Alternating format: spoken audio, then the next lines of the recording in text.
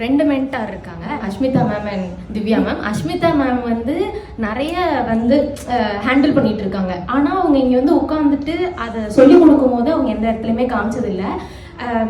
அவங்க கிட்டேருந்து அந்த ஒரு எந்த சுச்சுவேஷனாலும் அதை எப்படி காமாக ஹேண்டில் பண்ணுறது நாங்கள் பார்க்கல. மேபி அவங்க கோவப்படுவாங்கலாம் இருக்கணும். பட் எங்களுக்கு முன்னாடி அவங்க அந்த மாதிரி நான் வீட்டில் எல்லாத்தையுமே பெருமையாக சொல்லுவேன், செம்ம ப்ரொஃபஷ்னலாக இருக்காங்க அப்படின்னு அவங்களாம் சொல்லுவாங்க. அதனால தான் அவங்க அந்த இடத்துல இருக்காங்க அப்படின்னு. அதே மாதிரி திவ்யா மேம் வந்து எனக்கு வந்து நான் எல்லாத்தையுமே சொல்லிட்டு இருப்பேன், நான் ஹேர் ஸ்டைலிஸ்ட் ஆக போகிறேன்னு. அது கொஞ்சம் கஷ்டம். அண்ட் மேம் வந்து ரீடு கொடுத்துட்டே இருப்பாங்க, என்னடா ரீடு கொடுக்குறாங்கன்னு இருக்கும். ஆனால் வந்து ரொம்ப பர்ஃபெக்டாக வர வரைக்கும் she keep on giving us read.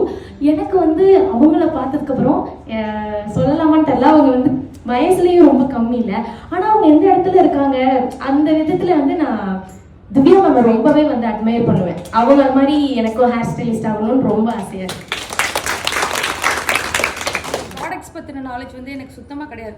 நான் என்ன நினச்சேன், ஃபஸ்ட்டு ஏதோ ஒன்று தான் இருக்கும், எல்லாத்துலேயும் ஒன்று தான் இருக்கும், அதை வச்சு தான் மேக்கப் பண்ணுறது அப்படின்னு நினச்சிட்டு இருந்தேன்.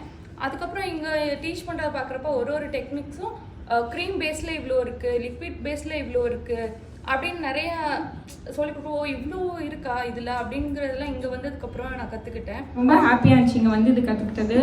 மேலே எனக்கு ரொம்ப ரொம்ப பிடிச்ச விஷயம் எல்லாருமே ஈக்குவல், அந்த ட்ரீட்மெண்ட் வந்து எனக்கு ரொம்ப பிடிச்சிருக்கு.